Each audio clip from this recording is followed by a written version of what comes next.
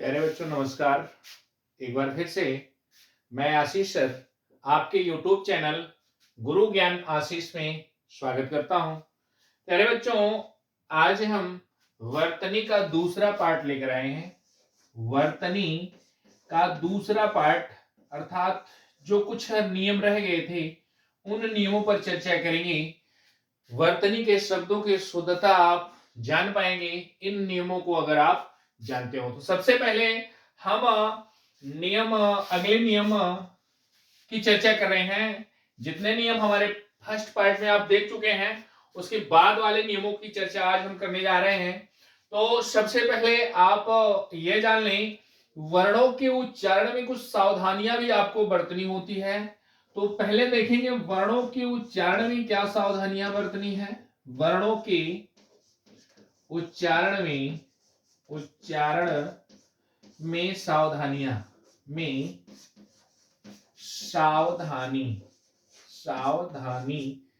सावधानियां जो आपको बरतनी है वो सावधानियां क्या होनी चाहिए, इन सभी बातों की चर्चा आज हम आपसे इस वीडियो में करने वाले हैं। तो देखिएगा, सबसे पहला आप वर्णों के उच्चारण में जो सावधानी बरतेंगे उसमें आप देखेंगे आधे दंत से संबंधी सावधानी के अंतर्गत जब भी ये आधा स जो होता है वह अगर क से लेकर क से म तक के व्यंजनों के साथ लगा के व्यंजन के साथ लगा हुआ है, व्यंजन के साथ लगा है, तो वहां पर जो उच्चारण करेंगे वह उच्चारण आपको किस तरह करना होगा, कि सावधानी क्या होनी चाहिए, उन सभी बातों का जिक्र हम करेंगे। तो देखिएगा, जैसे इनसे निर्मित शब्द आप लिखते हैं, स्कूल लिखते हैं, देखिएगा स्कूल लिखते हैं, अर्थात यहां पर जो ये स्कूल लिखा जा रहा है इसमें देखेंगे ध्यान से आप कि लिख तो रहे हैं स्कूल, लेकिन आप उच्चारित इसको कर रहे हैं स्कूल। ई तो यहां कहीं नहीं है लेकिन ई की ध्वनि आती है। और जैसे आप यहां पर लिखते स्मारक, तो यहां पर देखेंगे प्यारे बच्चों कि यहां पर ई तो है नहीं, लेकिन आप ई का क्या कर रहे हैं, उच्चारण कर रहे हैं। जैसे यहां पर आप लिखते हैं स्टेज, है तो स्टेज लेकिन आप उच्चारण स्टेज करते हैं। तो यह पहला नियम, दंत से संबंधी नियम क्या कहता है कि अगर ये आधा स क से लेकर व तक के व्यंजनों के साथ जुड़ा हुआ है तो जो इनसे निर्मित शब्द बनते हैं इस शब्द के पहले, यानी जहां पर यह शब्द होता है इस शब्द से पहले ई की ध्वनि आती है लेकिन ई होती नहीं है, लेकिन इसके सही उच्चारण में ई की ध्वनि क्या करती है, आती है। तो स संबंधी पहले नियम के अंतर्गत जो है यह स के पहले ई की ध्वनि आनी चाहिए। खड़ी बोली के अनुसार शुद्ध रूप में जब आप इसका उच्चारण करेंगे तो यहां पर ई की ध्वनि आनी चाहिए। अर्थात दूसरे नियम के अंतर्गत देखते हैं, दंत स संबंधी आधे नियम के अंतर्गत आप देखेंगे अगर यह दंत स किससे लगा हो, अर्थात ये देखिएगा अगर दंत स आपका ऊष्म व्यंजन और अंतस्थ व्यंजन से लगा हो तो ऊष्म व्यंजन में आप क्या आ जाएंगे, तालव्य स, मूर्धा स, दंत स और ह।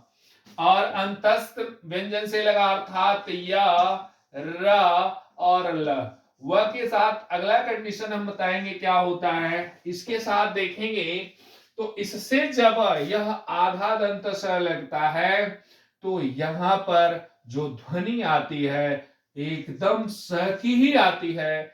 जैसे आप यहां उच्चारण करके देखें, स्लेट लिखते हैं स्लेट, और ये देखिए आप क्या इसे क्या पढ़ेंगे, स्लेट पढ़ेंगे या स्लेट पढ़ेंगे, अर्थात यह ध्वनि आपकी स्लेट ही पढ़ी जाएगी, यह स्लेट नहीं। अर्थात और भी देख ले आप, जैसे आप शब्द लिखते हैं, ध्यान दीजिएगा, आपके शब्द के अंतर्गत आज जैसे बोलते हैं स्लिप, बोलते हैं स्लिप, अर्थात यहाँ स की ध्वनि आ रही है, न कि इस रूप में जो ई की ध्वनि आ रही थी उस तरह से आती है। जैसे आप लिखते हैं स्याही, लिखते हैं स्याही, तो देखिए यहाँ स की ध्वनि आ रही है, अर्थात यहाँ स से पहले ई की ध्वनि नहीं आ रही है। यही बात तो आपको स्पष्ट करवानी थी कि स का सही उच्चारण किस रूप में होगा। तो अगर क से म तक होगा तो ई की ध्वनि आती है लेकिन ई होती नहीं है, और स का संयोग अगर आपका तालव्य है स से स मूर्धा स दंत स अर्थात ऊष्म व्यंजन के साथ अंतस्थ से यर और ल के साथ लगा हो तो वहां पर शुद्ध स का उच्चारण होता है, न कि ई का उच्चारण होता है। आगे अब इसी के तीसरे नियम के अंतर्गत आप देखेंगे तो इसी का तीसरा नियम है, अगर दंत स का मेल व से हो रहा हो, अगर दंत स का मेल किससे हो रहा हो, व से हो रहा हो, तो इसके अंतर्गत देखेंगे आप क्या उच्चारण करेंगे, शुद्ध उच्चारण देखेंगे। तो इनसे निर्मित शब्द देखें, जैसे आप लिखते हैं स्वागत, लिखते हैं, तो ये नियम कहता है अगर दंत स से व का मेल हो रहा है तो उस स से यानी उस शब्द से पहले ऊ का भ्रम होता है। किसका? ऊ का भ्रम होता है, लेकिन ऊ होता नहीं है। जैसे आप पढ़ते से स्वागत, स्वागत अर्थात ऊ का भ्रम होता है लेकिन ऊ होता नहीं है। जैसे आप लिखते हैं स्वास्थ्य, लिखते हैं स्वास्थ्य, तो स्वास्थ्य कैसे लिखा जाएगा, यही सही वर्तनी के दृष्टिकोण से है। जैसे आप लिखते हैं स्वर्ग, देखिए स्वर्ग है तो स्वर्ग लेकिन बोल रहे हैं ऊ की साउंड आ रही है, अर्थात ऊ की साउंड आनी चाहिए। अर्थात यह कहता है तीसरा नियम, अगर स व से मिला होता है तो ऊ की साउंड आती है लेकिन ओ वास्तव में होता नहीं है। तो ये रहा आपका स संबंधी वर्णों के उच्चारण में स संबंधी सावधानी किस प्रकार से आप बरतेंगे। तो इसके अंतर्गत देखिएगा प्यारे बच्चों, इसके अंतर्गत आगे हम आपसे चर्चा करने जा रहे हैं अगले नियम के बारे में। और अगला नियम आपका होगा, ध्यान दीजिएगा, अगले नियम के अंतर्गत अगला नियम होगा आपका ड और ढ, ढ और ढ। देखिएगा इस अगले नियम के अंतर्गत देखिएगा ड और ढ, ड और ढ, और यहां ड़ और ढ़, इनकी विशेषता देखें। इन्हें आप कितने नामों से जानते हैं तो इन्हें आप कहते हैं उत्क्षेप्त व्यंजन, उत्क्षेप्त व्यंजन, और इन्हें आप कहते हैं द्विगुण व्यंजन। उत्क्षिप्त व्यंजन कहते हैं, द्विगुण व्यंजन कहते हैं, द्विगुण व्यंजन कहते हैं, और इन्हें आप ताड़न जात व्यंजन कहते हैं, ताड़न जात व्यंजन कहते हैं, ताड़न जात, देखिएगा ताड़न जात व्यंजन भी कहते हैं, और इसे आप हिंदी की नवीन विकसित ध्वनि भी कह देते हैं। तो देखिएगा प्यारे बच्चों, आज हम इसकी विशेषता वर्तनी में कुछ बताने जा रहे हैं, इस बात को ध्यान रखिएगा। पहले इनकी विशेषता देखते हैं। जो ये मूर्धा वर्ण है ड और ढ, पहले इसकी विशेषता देखते हैं। तो इसकी विशेषता पहली यही है कि ये प्रायः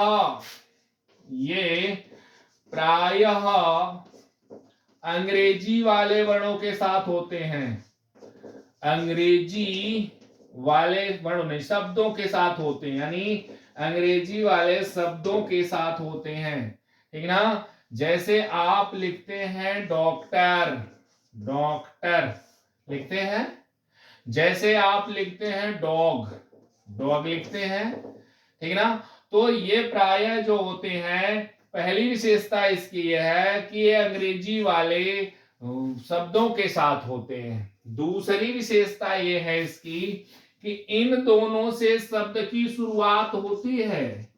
इन दोनों से शब्द की शुरुआत होती है। शुरुआत होती है। शुरुआत होती है। लेकिन विशेषता देखिएगा, अभी इनकी विशेषता मैं बताऊंगा तो इनसे किसी शब्द की शुरुआत तो होगी लेकिन उनकी नहीं होगी। अभी मैं बता रहा हूं, देखिएगा, जैसे यहां शब्द की शुरुआत आई, जैसे आप शब्द लिखते हैं डलिया, लिखते हैं, जैसे आप शब्द लिखते हैं ढक्कन, लिखते हैं, यानी इनसे किसी शब्द की शुरुआत तो हो सकती है लेकिन इनसे किसी शब्द की शुरुआत नहीं होती है। एक इसकी दूसरी विशेषता रही। पहली विशेषता है अंग्रेजी शब्दों के साथ इनका प्रयोग होता है और यह प्रायः इनसे जब शब्द की शुरुआत होती है। और इसकी और विशेषता यह है कि ये जो है प्रायः तद्भव शब्दों के साथ भी आते हैं। तद्भव शब्दों के साथ आते हैं। तद्भव शब्दों के साथ आते हैं। अब शब्दों के साथ आते हैं। अब यहां देखेंगे इसकी विशेषता फिर क्या है। तो इसकी विशेषता क्या है कि अगर ये जहां पर आपको दिख जाए, जिस भी शब्द में दिख जाए, वह शब्द सदैव क्या होगा, वह शब्द सदैव क्या होगा, तो वह शब्द सदैव क्या होगा, तद्भव होगा। क्या होगा, तद्भव होगा। ठीक ना, तद्भव होगा। प्रायः बच्चों देखिएगा, यहां पर हमने एक चीज बताया आपको, तद्भव होगा।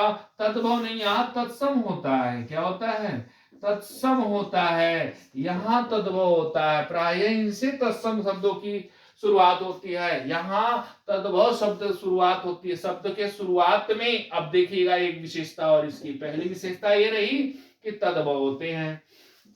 दूसरी इसकी ये विशेषता है कि इनसे, इन वर्णों से शब्द की शुरुआत नहीं होती। शब्द की शुरुआत नहीं होती। शुरुआत नहीं होती, नहीं होती। तो यहां देखिएगा, क्या इनसे शब्द की शुरुआत होती है, नहीं। दुनिया का कोई भी ऐसा शब्द नहीं है कि उनसे, इन वर्णों से शुरुआत की गई हो। जैसे देखिएगा, शब्द है आपका तड़प, जैसे शब्द है आपका पतझड़, शब्द होता है पतझड़, यानी पहले स्थान को छोड़कर इनका प्रयोग और कहीं हो सकता है लेकिन शब्द की शुरुआत इनसे होती नहीं। तो वर्तनी के दृष्टिकोण से अगर इनसे शब्द बनाया गया तो वर्तनी प्रायः गलत मानी जाती है। हाँ, यहां पर दो चीजें आपकी तैयार हो रही हैं, अर्थात जहां भी ये दिख जाए वे सभी शब्द तद्भव हैं, न कि तत्सम हैं। तो प्यारे बच्चों, इनसे देख लीजिए एक शब्द और देख लीजिए, जैसे शब्द है पढ़ाई, पढ़ाई, यहां पर देखिएगा पढ़ाई शब्द के अंतर्गत क्रिया के रूप में यहां पर देखिएगा जो प्रयोग हुआ है यहां पर पढ़ाई के अंतर्गत, तो यहां पर देखेंगे ढ आया, और जैसे इसका प्रयोग जो देख रहे हैं पहले स्थान पे नहीं है, अर्थात शब्द के कहीं पर होगा तो वो दूसरा या उसके बाद वाले वर्ण के अंतर्गत आएगा। पहले वर्ण से इसकी शुरुआत कदापि नहीं होती है। ठीक है ना। अब हम देखेंगे अनुस्वार और आपका पंचमाक्षर और चंद्रबिंदु का प्रभाव। तो प्यारे बच्चों आप देखेंगे हम चंद्रबिंदु क्या है और आपका अनुस्वार क्या है, देखेंगे अनुस्वार चंद्रबिंदु, फिर इसके बाद देख लेते हैं अनुस्वार चंद्रबिंदु, चंद्रबिंदु, और आप देख लेंगे पंचमाक्षर, पंचमाक्षर। का प्रभाव देखेंगे। पंचमाक्षर आप कैसे पता करेंगे कि कहाँ पंचमाक्षर है, कहाँ अनुस्वार है, कहाँ चंद्र बिंदु है? क्योंकि अनुस्वार रूप में पंचमाक्षर छिपा दिए जाते हैं। तो देखिएगा इनकी विशेषता क्या है और इनमें क्या विषमताएं हैं। इन सभी विषमताओं के बारे में हम चर्चा कर रहे हैं। पंचमाक्षर क्या है? अर्थात आप देखेंगे ये जो बिंदी लगी हुई है, अर्थात ये जो बिंदु लगी हुई शिरोरेखा के ऊपर, ये कैसे पता करेंगे कि अनुस्वार है, या कैसे पता करेंगे पंचमाक्षर का रूप है, या कैसे पता करेंगे कि चंद्र बिंदु का रूप है? तो ध्यान देंगे, यहां ध्यान योग्य बातें हैं कि आप पंचमाक्षर को कैसे पहचानेंगे। तो देखिए मैं हर शब्द को लेकर इसकी विषमता पे चर्चा कर रहा हूं। तो पहले देखेंगे आप शब्द है, जैसे आपका लिखते हैं गंगा, लिखते हैं। अब आपको ये नहीं पता कि ये बिंदी अनुस्वार रूपी है या पंचमाक्षर रूपी या चंद्र बिंदु रूपी है। तो आपको कुछ नहीं करना है, आपको ये ध्यान देना है कि ये जो बिंदु लगी है उसके बाद वाला वर्ण क्या है, वर्गीय व्यंजन क्या है। अर्थात पंचमाक्षर के अंतर्गत क्या आता है कि पंचमाक्षर के अंतर्गत यह विषमता है कि अगर यह बिंदु जो लगी हुई है, यह बिंदु के बाद वाला, बिंदु के बाद का जो वर्ण है, का वर्ण क्या है, पंचमाक्षर, अर्थात वर्गीय व्यंजन, यानी वर्गीय व्यंजन का है। वर्गीय व्यंजन समझ रहे हैं, क वर्ग, च वर्ग, ट वर्ग, त वर्ग, प वर्ग, यानी यह वर्गीय व्यंजन है। इसके बाद किसके बाद, बिंदु जहां लगी उसके बाद वाला वर्ण, तो वह हो जाएगा आपका पंचमाक्षर। अर्थात इसके अंतर्गत देखेंगे जैसे गंगा लिखा हुआ है, ध्यान दीजिएगा, तो यहां गंगा किस रूप में, पंचमाक्षर रूप में है। कैसे पता चला कि यह जो बिंदी लगी इसके बाद वाला वर्ण है, वह वर्ण क्या है, पंचमाक्षर क वर्ग का है। क वर्ग का पचवा होगा, अर्थात अंग होगा। जैसे शब्द है व्यंजन, देखिएगा शब्द है आपका व्यंजन, अर्थात यह व्यंजन बिंदी नहीं पता कि बिंदी अनुस्वार है कि चंद्र बिंदु है कि पंचमाक्षर है। बिंदु के बाद वाला वर्ण देखें किस वर्ग का है, च वर्ग का है, तो च वर्ग का पचवा क्या होता है, या होता है, तो आपका हो जाएगा व्यंजन। यहां जैसे आप लिखते हैं घंटा, लिखते हैं घंटा, देखेंगे ये बिंदी नहीं पता, तो आप क्या करें, इसके बाद वाला वर्ण देखें, इसके बाद वाला वर्ण ट वर्ग का है ना, तो ये ट वर्ग के अंतर्गत कौन सा ड़ आता है, अर्थात घंटा, इसे भी लिखा जाएगा। और यहां देखेंगे जैसे शब्द है आपका संबंध, देखिएगा दोनों यहां पर हम छुपा दिए हैं, न और म। तो देखेंगे अगर इस संबंध को लिखना हो तो आप ऐसे भी लिखेंगे, संबंध ऐसे लिखते हैं, अर्थात ये जो बिंदी लगी उसके बाद वाला वर्ण ब है, अर्थात पवर के अंतर्गत है, प का पचवा म होता है, इसलिए यह बिंदु पंचमाक्षर म है। यह बिंदु के बाद वाला वर्ण ध है, इसलिए यह बिंदु ध अर्थात त वर्ग के अंतर्गत आएगा। त वर्ग का पांचवा होता है न। तो इस प्रकार आप स्पष्ट हो सकते हैं कि यह बिंदु की पहचान किस प्रकार से पंचमाक्षर के रूप में होगी। अब अनुस्वार के रूप में देखें और ध्यान दें, अगर यह बिंदु शिरोरेखा के ऊपर जो बिंदु लगी है उसके बाद वाला वर्ण, बाद का जो वर्ण है, वर्ण वह कैसा है, अर्थात वह वर्ण अंतस्थ नहीं है, ये ध्यान देना है, अंतस्थ है, और आप देखेंगे ऊष्म है, अंतस्थ हो या ऊष्म हो।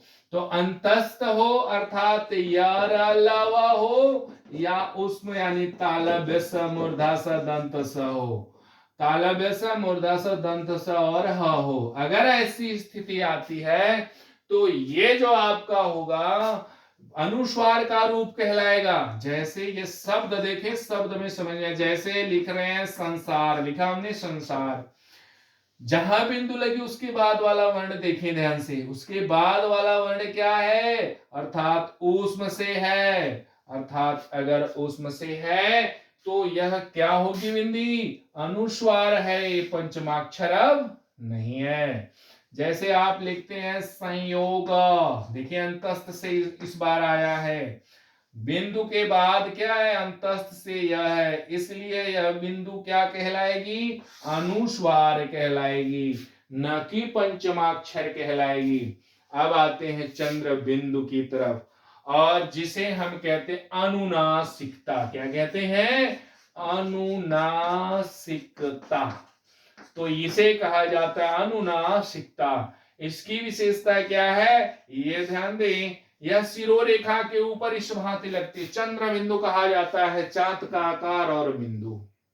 लेकिन किसी किसी शब्द में संयोग जब होता है इसका, तो यह रूप संभव नहीं होता, इसलिए इनके आधे पार्ट को ही रख पाते हैं। जैसे शिरोरेखा के ऊपर जो भी मात्राएं गई होंगी, देखिए शिरोरेखा के ऊपर यही सारी मात्राएं जा सकती हैं, अर्थात शिरोरेखा के ऊपर ये जो भी मात्राएं गई हैं, इनके साथ अगर ये बिंदु लगी हुई है, तो यह बिंदु सदैव क्या होती है? यह बिंदु सदैव चंद्र बिंदु होती है, अर्धचंद्र बिंदु होती है।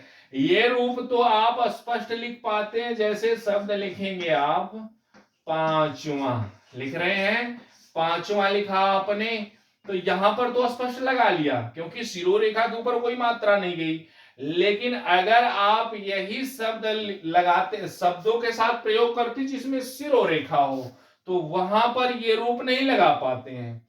तो वो रूप अगर न लगा पा रहे हो तो ध्यान दीजिएगा कि यहां पर वो रूप किस रूप में इंगित करेगा कि वह अनुनासिकता है। तो देखें यहां पर हम शब्द दे रहे हैं, जैसे विशेषताएं, ये आप देखिएगा ध्यान से, विशेषताएं में ये बिंदी लगाया आपने, इसे हम आपको स्पष्ट करवा दे रहे हैं कि ये बिंदु क्या वास्तव में चंद्र बिंदु यानी अनुनासिकता है या नहीं। तो इसी को हम उस रूप में लिखते हैं, जैसे विशेषताएं, अर्ध स्वर के रूप में यहां लिखा था, यहां स्वर के रूप में लिख देते हैं।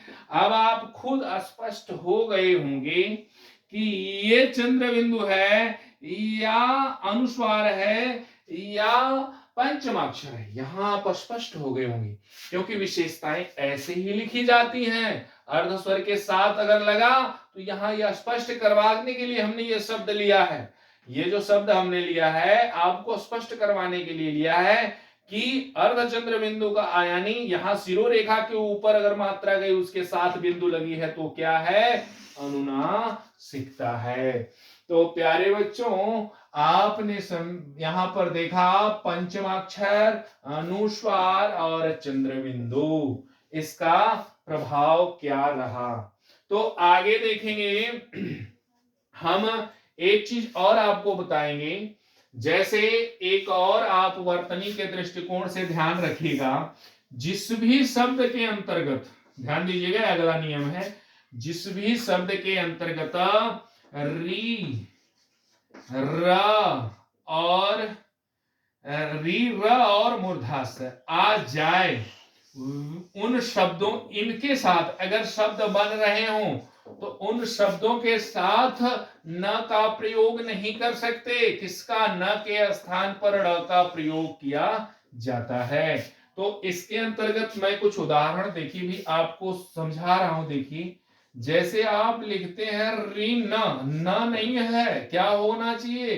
री के साथ ड़ का प्रयोग होता है, ऋण होता है। जैसे आप लिखते हैं, ध्यान दीजिएगा, कृष्ण, यहां कृष्ण नहीं हो सकता। देखिए कृष्ण नहीं हो सकता, अर्थात ये गलत है। यह सही है ये रूप, क्यों? क्योंकि री के साथ स का प्रयोग। जैसे आप एक ध्यान दीजिएगा, रामायण नहीं होता, अर्थात क्या होता है? रामायण होता है। क्यों? क्योंकि शब्द में कहीं भी अगर री र स का प्रयोग हो तो न के साथ नहीं होता, किसका होता है? ड़ के साथ इसका प्रयोग किया जाता है। एक चीज और हम आपको बता रहे हैं, ध्यान दीजिएगा। जैसे री का प्रभाव देखेंगे, री सदैव, ये देखिएगा री का प्रभाव जो है यह सदैव री र के साथ, त्र के साथ, स्र के साथ कदापि नहीं लग सकता यह स्वर। ये भी एक नियम है। देखिएगा वर्तनी के दृष्टिकोण से इस नियम पे ध्यान दीजिएगा कि र और त्र और स्र के साथ री का प्रयोग नहीं किया जा सकता, अर्थात र के साथ कदापि री का प्रयोग नहीं होगा। इसी शब्द को देकर अभी समझा रहे हैं। इसमें क्यों नहीं होगा? क्योंकि इसमें भी तो आधा त और र है और र के साथ री का प्रयोग नहीं होगा। इसमें देखेंगे तो ये तालव्य स है, ये आपका र है और इसमें भी री का प्रयोग नहीं होगा। जैसे हम शब्दों में भी दिखा दे रहे हैं, जैसे आप लिखते हैं देखिएगा श्रृंगार, ये सही माना जाता है। अगर आपने श्रृंगार ऐसे लिख दिया तो ये गलत माना जाता है। अर्थात क्यों ऐसा होता है? ऐसा इसीलिए होता है, यहां र आ गया और र के साथ री का प्रयोग नहीं किया जा सकता, अर्थात ये गलत माना जाता है। तो हमने वर्तनी संबंधी जितनी भी अशुद्धियां आप कर सकते हैं उन सभी बातों पे हमने चर्चा कर लिए हैं। अब आप अब क्या करेंगे कि इनका शब्दों में प्रयोग करके देखेंगे और अपनी वर्तनी को सुधारने का प्रयास करेंगे। तो कुछ कठिन शब्द होते हैं जिनमें आप अशुद्धियां कर देते हैं, लेकिन वर्तनी के सभी नियमों को अगर आप जान लें तो आप अशुद्धियों से बच जाते हैं। तो आप इनका प्रयोग करके वर्तनी को जो है सुधारने का प्रयास करेंगे। तो प्यारे बच्चों, ये वर्तनी का दूसरा पार्ट भी आज समाप्त होता है। क्यों? क्योंकि अगर हम शब्द करवाना चाहें तो शब्द की अशुद्धियों के कई प्रकार नहीं है, बहुत प्रकार से अशुद्धियां हैं। तो एक तरफ शुद्ध लिख के अगर आपको हम एक तरफ अशुद्ध पढ़ाएं तो ये कोई आपका तात्पर्य नहीं निकलेगा। शब्द का निर्माण प्रक्रिया क्या है, क्या इसमें विषमताएं हैं, उन विषमताओं को हमने देने का प्रयास किया आपको। तो आज की क्लास हम यहीं तक रखेंगे। प्यारे बच्चों, अगर ये आपको वीडियो अच्छे लगे हो तो मेरे इस चैनल यानी आपके इस चैनल गुरु ज्ञान आशीष को लाइक शेयर सब्सक्राइब करना ना भूलें। धन्यवाद प्यारे बच्चों।